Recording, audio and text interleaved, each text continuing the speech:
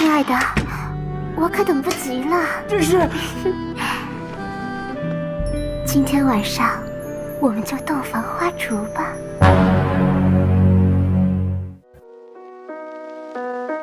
Jiang Hoi adalah seorang murid SMA biasa yang antisosial. Ia sangat suka menyendiri dan jarang bersosialisasi dengan teman-teman sekelasnya. Hingga pada suatu hari ada sebuah kejadian yang membuatnya jadi raja harem. Yang mana pada saat itu seorang gadis cantik bernama Xia datang ke kelasnya dan menghampiri Hoi. Dengan wajahnya yang memerah, Xia mengatakan bahwa dirinya sedang mengandung anaknya Hoi. Sontak hal tersebut membuat satu sekolah gempar karena tak disangka seorang murid pendiam bisa melakukan hal itu dengan gadis cantik. 是我们的宝宝，3个月了，你能感觉到吗？你不要说的跟真的一样！拜托你谁呀？我们根本不认识好吗？江浩一，你残害了我们的女神，还想赖账吗？你是不是活腻了？就是。 Efek dari kejadian ini, Hoi dikejar-kejar para jomblo yang iri terhadapnya. Di tengah pelariannya tersebut, Hoi ditarik ke kamar mandi wanita oleh ketua klub olahraga yang bernama Suan. Di sana, Suan menganggap Hoi sebagai pacarnya dan menamparnya karena merasa cemburu. 我再问你一遍，你得老实跟我交代，你跟那个女人是什么关系？否则……我靠，大姐这是闹哪样？我们真不熟啊！哎呦！ Tak berhenti di sana, saat keluar dari kamar mandi, ada seorang gadis yang berlari ke arahnya dan memeluknya. Gadis tersebut bernama Lin Yuan. Di sini, Lin Yuan meminta Hoi untuk pulang ke rumahnya dan menemui kedua anaknya yang sudah menunggu kedatangannya. Hoi pun terkejut karena sebelumnya ia sama sekali tidak kenal dengan Lin Yuan, apalagi punya anak darinya. Siswa-siswa yang geram kemudian mengejar Hoi sampai ke atap bersama kedua gadis yang mengaku sebagai kekasihnya. Hoi yang sudah muak mengatakan bahwa dirinya sama sekali tidak kenal dengan gadis-gadis tersebut. Namun, nampaknya mereka masih tidak mempercayainya dan berlari untuk menangkapnya. Di keadaannya saat ini, Hoi memutuskan untuk melompat dengan harapan mimpi buruknya itu segera berakhir. Di saat yang sama, waktu tiba-tiba berhenti yang kemudian diikuti dengan kemunculan seorang dewi yang bernama Mei Tata. Kemudian Mei Tata mencengkeram kerah bajunya dan memarahinya karena sudah memakan coklat yang berada di atap. Coklat tersebut dikenal sebagai coklat asmara yang memiliki efek di luar nalar, yang mana jika seorang pria memakan coklat itu bersama seorang gadis, maka gadis-gadis tersebut akan jatuh cinta kepadanya. Namun, meskipun hal ini adalah kabar yang bagus, tetapi bagi Hoi, hal ini merupakan sebuah bencana, karena berarti ia akan terus dikejar-kejar masa dan tidak akan mendapatkan ketenangan sampai masa tuanya. Dan untungnya, sihir dari coklat itu bisa hilang asalkan Hoi bisa memenuhi keinginan dari gadis-gadis tersebut. Di keesokan harinya, Hoi dan Xia pergi ke klinik untuk melakukan tes kehamilan. Hoi pun merasa senang karena hasilnya menunjukkan bahwa Xia tidak hamil. Namun, hal tersebut membuat Xia merasa bingung karena sebelumnya ia merasakan ada sesuatu yang bergerak di dalam perutnya. Ia pun berjanji akan berusaha agar dirinya cepat hamil. Oleh karena itu, ia pun mengajak Hoi melakukan sesuatu untuk mempercepat hal tersebut. Kemudian Hoi diajak oleh Xia ke rumahnya. Ternyata Xia merupakan anak dari orang kaya dan bahkan ia juga memiliki banyak pengawal. Namun meskipun bisa dibilang Xia ini anak yang beruntung, nyatanya kehidupannya tak seindah seperti yang kita kira. Di dalam rumahnya yang megah ini, ia selalu merasa kesepian karena ayahnya yang merupakan satu-satunya anggota keluarganya jarang pulang ke rumah akibat terlalu sibuk dengan pekerjaannya di luar negeri. Tak lama kemudian, salah satu pengawal di sana mendapatkan kabar bahwa Xia sudah dilecehkan oleh pria yang bernama Hoi. Mendengar hal itu, para pengawalnya pun langsung memukuli Hoi karena sudah berani berbuat macam-macam kepada tuan putri mereka. Di sini, Xia mencoba menolong Hoi. Namun semua yang dikatakannya malah membuat para pengawalnya semakin murka dan kembali memukuli Hoi dengan lebih brutal. 虽然他又穷又没工作，但我已经同意嫁给他了。 这种废物竟然还想和大小姐结婚，癞蛤蟆想吃天鹅肉，打死他！ Kemudian Xia membawa Houyi kabur ke kamarnya. Di sana ia melihat sebuah kalender tahun lalu yang mana di dalamnya terdapat tulisan mengenai kenangannya Xia saat makan bersama dengan ayahnya. Kemudian Houyi menelpon ayahnya Xia dan mengatakan bahwa dirinya sudah menculik putri kesayangannya. Hal ini terpaksa Houyi lakukan agar ayahnya bisa pulang ke rumah dan menemui anaknya. Tetapi nampaknya hal tersebut tidak berjalan sesuai dengan rencananya. Ayahnya malah datang sambil membawa pasukan elit sehingga Houyi jadi babak belur untuk kesekian kalinya. Dengan tubuhnya yang sudah terluka, Houyi menghampiri ayahnya Xia dan mengatakan bahwa ia sudah gagal menjadi seorang ayah. Meskipun sudah memberikan rumah yang megah serta pengawal pribadi, hal yang paling diinginkan oleh Xia bukanlah hal itu, melainkan kasih sayang keluarga. Di sini, Houyi juga menunjukkan kalender tahun lalu yang membuat ayahnya Xia teringat kembali dengan masa-masa indah waktu bersama dengan anaknya. Berkat pengorbanannya itu, pada akhirnya Xia bisa menghabiskan waktu bersama ayahnya. Ia juga memberikan Houyi hadiah sebagai ucapan terima kasih karena sudah membantu mewujudkan keinginannya. Dengan ini, pada akhirnya sihir coklat yang ada pada diri Xia pun sudah menghilang. Di keesokan harinya saat Houyi berada di sekolah, ia bertemu dengan Xia yang masih mengingat tentang dirinya. Pusing dengan hal ini, Houyi pun kemudian meminta penjelasan kepada Meitata. Meitata menjelaskan bahwa jika sihir coklatnya sudah lenyap, maka ingatannya juga akan ikut hilang. Tetapi karena sebelumnya Xia ini memang sudah menyukai Houyi, maka ia akan tetap mengingatnya beserta kejadian-kejadian sebelumnya. Di saat yang sama datang seorang gadis yandere lengkap dengan membawa senjatanya. Gadis tersebut bernama Sueli yang merupakan teman masa kecilnya. Di sini nampaknya Sueli juga terkena sihir dari coklat asmara yang mana membuatnya jadi tergila-gila kepada Houyi. 误会，那就让我来消除误会吧。可以啊，这太牛了吧！太有两手了，有点厉害。现在明白了吧？江浩一是我的。 Lalu pada saat jam istirahat, Xia menemui Houyi dan mengajaknya untuk berkencan. Houyi pun menerima hal tersebut dan kembali ke kelasnya. Di tengah perjalanannya, Houyi bertemu dengan Xuan yang seperti sedang bad mood. Tanpa alasan yang jelas, Xuan tiba-tiba menampar Houyi dan mengajaknya untuk putus. Houyi pun tidak mempedulikan hal itu karena sebelumnya mereka memang tidak berpacaran. Sementara itu, Xuan yang merasa kesal malah melampiaskan kekesalannya kepada anggota klub olahraga. Mereka disuruh untuk push up sebanyak 500 kali dan bahkan sampai disiram pakai air karena menentang perintahnya. Houyi yang kebetulan berada di sana mencoba menghentikan perbuatannya yang membagongkan itu. Namun ia tidak sengaja mengarahkan selang ke arahnya sehingga Xuan jadi basah kuyup karenanya. Lalu pada pagi harinya, Houyi yang baru terbangun mendapati Sueli yang berada di atasnya. Entah masuk dari lubang mana, tapi yang jelas setelah mengetahui bahwa Houyi akan pergi berkencan, ia langsung mengurung Houyi di kamarnya. Kemudian Houyi pun meminta tolong kepada orang tuanya. Tetapi karena mereka tidak peduli, Houyi pun terpaksa keluar lewat jendela untuk menemui Xia. 爷爷，哥哥进你家门用一用啊。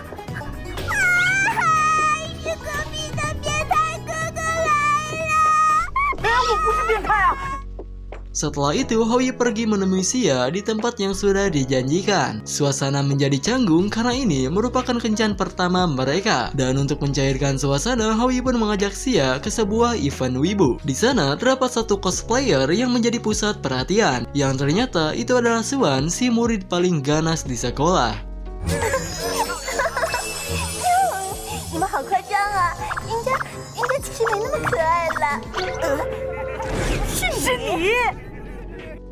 Sementara itu, Sueli yang mengetahui bahwa Houyi sudah kabur, langsung pergi mencarinya sambil membawa pedangnya. Di sisi lain, Xuan mengajak mereka berdua pergi ke suatu tempat. Di sana, Xuan meminta agar mereka tidak memberitahukan hal ini kepada orang lain. Ia takut reputasinya sebagai pemimpin yang tegas hancur jika mereka melihat dirinya yang sedang memakai pakaian yang imut. Tak lama kemudian, sang pembawa acara mengumumkan bahwa kompetisi cosplay akan segera dimulai. Tetapi sayangnya, Xuan tidak bisa ikut berpartisipasi berpartisipasi karena syarat kompetisi tersebut harus beranggotakan 3 orang. Sedangkan Swan tidak bisa mengajak teman-temannya demi mempertahankan reputasinya. Mendengar hal itu, Xia pun menyarankan agar mereka bertiga membentuk sebuah grup untuk mengikuti kompetisi tersebut. Dengan memakai kostum Bunny Girl, Hou Yi si lanang seketika berubah jadi wanita yang imut. Dan bahkan Sueli juga memotret dirinya karena terpesona dengan kecantikannya. 别的女人鬼混，死好意啊！不过你装的好意真是太可爱了，让我真想一口吃掉它。Di sisi lain, Swan mendapati pakaiannya yang sudah dirusak oleh seseorang. Hal tersebut membuat Swan sangat sedih karena pakaian itu sudah ia buat dengan tangannya sendiri. Ia pun kemudian berlari keluar meninggalkan mereka berdua. Setelah itu, Hou Yi pergi ke toilet dan memikirkan cara supaya mereka bisa menang. Di saat yang sama, datang Mei Tata yang berniat membantunya. Lalu ketika melihat pakaiannya, Hou Yi pun mendapatkan inspirasi dan meminta Mei Tata untuk melakukan sesuatu saat ia berada di panggung nanti. Lalu kompetisi cosplay pun dimulai. Pada saat giliran Hou Yi tampil, ia malah tersandung dan mempermalukan dirinya. Tetapi ia bisa mengubah kecerobohannya itu menjadi sebuah tindakan lucu yang mana membuat para penonton terpesona melihatnya. 不要笑我。Ya elah so imut banget saya sambit keranjang kamu beneran. Selama Hou Yi tampil, Xia berusaha mencari Swan yang pergi entah kemana. Keadaan semakin buruk karena waktu perform mereka sudah mau habis. Tidak hanya itu, para penonton juga mulai resah akibat cosplayer favorit mereka yaitu Swan tidak kunjung naik ke atas panggung. Sementara itu, ternyata Swan dari tadi berada di atas dan hanya menyaksikan pertunjukannya dengan ekspresi wajahnya yang bersedih. Di saat yang sama, sandaran Swan tiba-tiba rusak sehingga membuatnya terjatuh. Untungnya sebelum Swan mendarat, Mei Tata menghentikan waktu dan menggunakan sihirnya untuk mengubah kostum mereka. Para penonton pun bersorak karena terpesona dengan pertunjukan mereka. Dan dengan ini pada akhirnya mereka dinyatakan sebagai pemenangnya. Lalu ketika berada di luar, Hou Yi mengajak Swan untuk menginap di rumahnya. Swan pun menolaknya dan menganggap Hou Yi sebagai orang bejat. Dari kejadian ini bisa dipastikan bahwa sihir yang ada di dalam tubuhnya sudah menghilang. 唐轩啊，那个你今天晚上能来我家，能来我家睡吗？ 流氓色鬼大变态，我不理你了。 Lalu pada malam harinya, Hou Yi mengunjungi apartemen wanita pemersatu bangsa. Wanita tersebut bernama Jiran yang merupakan guru di sekolahnya. Di sini Hou Yi menceritakan mengenai masa lalunya saat bersama dengan Sueli. Pada saat itu mereka yang masih kecil selalu bersaing untuk mendapatkan nilai tertinggi. Namun meskipun sudah belajar dengan giat, Sueli masih belum bisa mengalahkannya. Ia pun hanya bisa melampiaskan kekesalannya dengan memukuli Hou Yi. Lalu saat SMP, Hou Yi memutuskan untuk mengalah. Ia dengan sengaja menurunkan nilainya supaya Sueli bisa merasakan kemenangan untuk sementara waktu. Tetapi saat musim panas, Sueli menantang Hou Yi pada ujian selanjutnya, yang mana jika Sueli mendapatkan nilai lebih tinggi darinya, maka Hou Yi harus ikut dengannya untuk bersekolah di Amerika. Karena tidak mau, Hou Yi pun memutuskan untuk serius pada ujian selanjutnya dan berhasil mendapatkan nilai tertinggi. Hal tersebut membuat Sueli sedih karena orang yang ia sukai tidak mau ikut bersamanya ke Amerika. Kembali ke masa sekarang, nampaknya Hou Yi jadi pusat pembicaraan satu sekolah karena sudah menginap di rumah seorang wanita tua. Darling， 加油啊！现在的年轻人真开放，台湾姐弟恋。老师，你怎么总是这样啊？我又被误会了。 Lalu saat di sekolah, Hou Yi mendatangi Swan di tengah sesi latihannya. Di sana, Hou Yi menantang Swan beserta anggota klubnya pada ujian mendatang. Dan untuk peraturannya, mereka hanya harus mendapatkan nilai tertinggi pada ujian tersebut. Dan bagi yang menang, akan diperbolehkan untuk meminta apapun dari yang kalah. Dengan percaya diri, Swan menerima tantangannya. Ia sangat yakin bahwa mereka akan menang, mengingat salah satu anggota mereka ada yang masuk ke peringkat ke-10 besar. Sejak saat itu, Hou Yi mulai belajar dengan giat. Ia menggunakan waktu istirahatnya untuk belajar di perpustakaan. Tidak hanya itu, ia juga sampai mengorbankan waktu tidurnya demi persiapan ujian nanti. Lalu saat hasil ujiannya dibagikan, Hoi berhasil meraih peringkat ke-1. Sesuai dengan peraturan, mereka yang kalah harus menuruti semua perintah yang ia berikan. Dan kali ini Hoi menyuruh Swan untuk mengenakan kostum maid selama 2 minggu. Dan ternyata alasan Hoi melakukan hal ini sebenarnya bukan karena petisnya saja. Ia berharap dengan memakai kostum ini, Swan bisa lebih terbuka terhadap hobinya dan tidak menyembunyikan jati dirinya demi mempertahankan sebuah reputasi. Lalu saat Hoi ada di lorong, tiba-tiba ada 2 anak kecil yang menghampirinya dan memanggilnya dengan sebutan ayah. Kedua anak tersebut merupakan anaknya Hoi yang pernah Lin Yuan ceritakan sebelumnya. 浩一，他们是你的孩子。什么？等等，照这种尿性来看，这不会是小明吧？他就叫小明啊。 Kemudian Mei Tata menjelaskan bahwa kedua anak tersebut tidak nyata. Mereka tercipta dari kekuatan sihir coklat asmara sesuai dengan keinginannya Lin Yuan. Dan jika Hoi tidak bisa memenuhi keinginannya, maka anak-anak itu akan terus bertambah. Tak lama kemudian datang Lin Yuan yang memberitahukan bahwa anak-anak mereka sudah menghilang. Hoi pun kemudian memutuskan untuk mencarinya dan berhasil menemukan salah satu dari anaknya yang sedang berada di ruang ganti perempuan. Dan sebelum membawanya, Hoi kepergok oleh Swan sehingga ia pun dicap sebagai tukang ngintip. 江浩一，浩一叔叔，我来救你！小明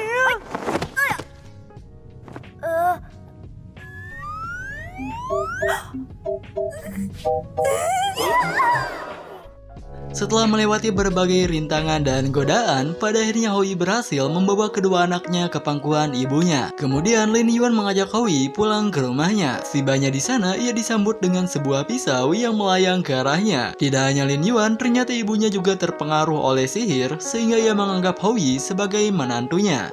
Lalu pada malam harinya, di saat anak-anak mereka sudah tertidur, Lin Yuan mendatangi Hoi dan mengajaknya untuk tidur bareng. Mendengar hal itu, seketika pikiran Hoi dipenuhi dengan hal-hal yang menegangkan. Tetapi di sini nampaknya Hoi masih kuat iman dan menolak ajakannya tersebut. Lalu setelah itu, Hoi menerima telepon dari Xia yang mengajaknya pergi berkencan ke taman hiburan pada hari Minggu nanti. Hoi pun menerimanya, namun di sini Lin Yuan juga mengajaknya untuk pergi ke taman hiburan bersama anak-anaknya. Awalnya Hoi berniat menolaknya karena sudah ada janji dengan Xia. Namun karena tidak tega dengan anak-anaknya, pada akhirnya Hoi pun memutuskan untuk menerima ajakan mereka dan menangani kedua sisi secara bersamaan. Lalu saat berada di taman hiburan, Hoi memutuskan untuk menemani Lin Yuan bersama anak-anaknya terlebih dahulu. Mereka pun mencoba berbagai wahana dan bersenang-senang bersama. Lalu di saat Lin Yuan dan anak-anaknya sibuk bermain, Hoi memanfaatkan waktu tersebut untuk pergi menemui Xia. Selama mereka bersama, Xia berniat menyatakan perasaannya. Namun sebelum itu ada seorang fotografer yang meminta mereka untuk berpose. 麻烦两位，这不是证件照，可以亲密一点吗？这样可以吗？哎，完美！谢谢你，浩一。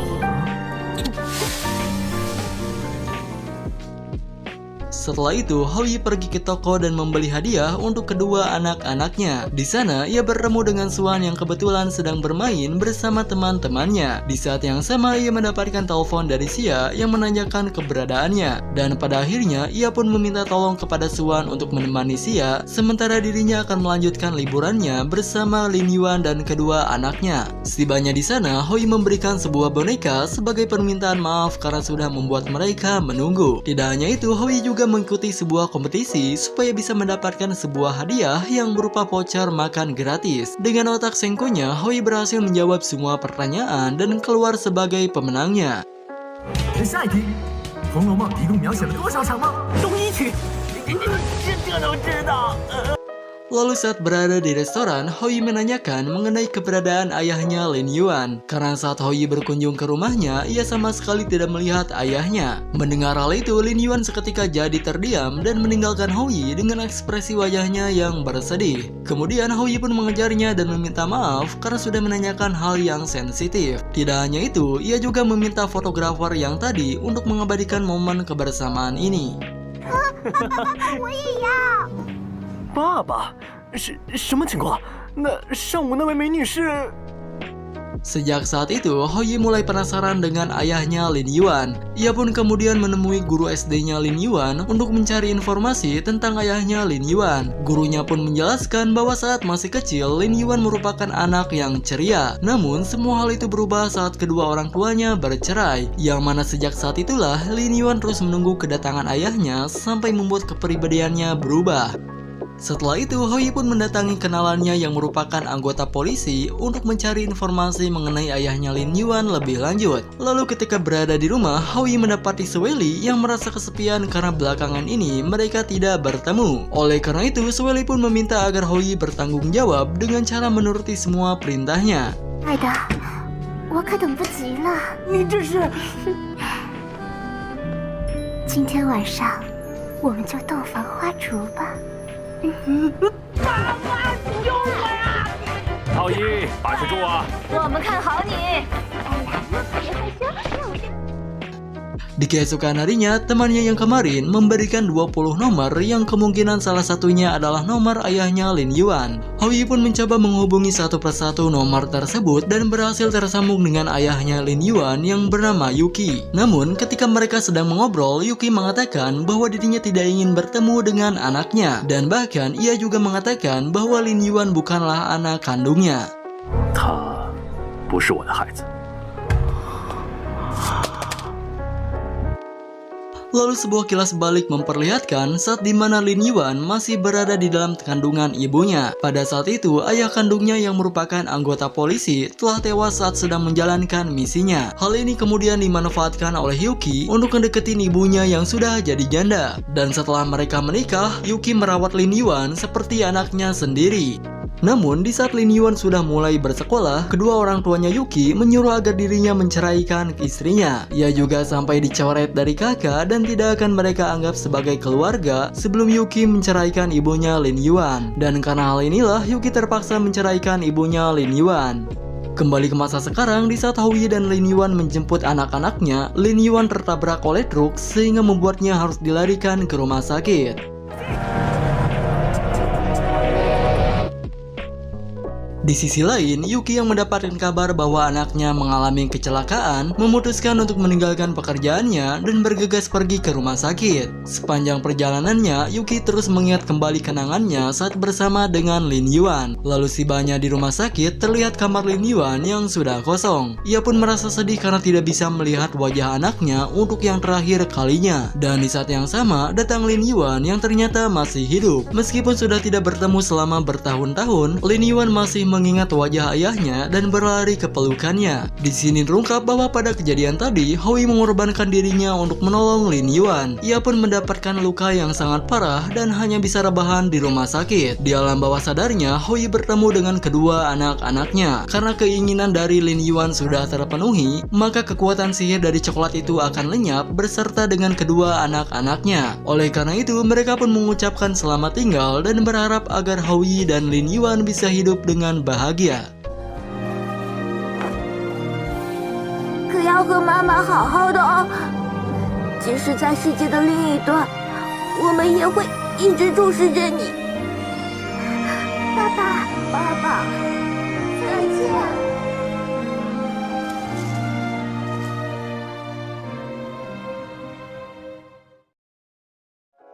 Setelah 1 bulan, pada akhirnya Hou-yi bisa keluar dari rumah sakit. Film ini pun diakhiri dengan scenes di mana saat Hou-yi disambut oleh keempat haremnya.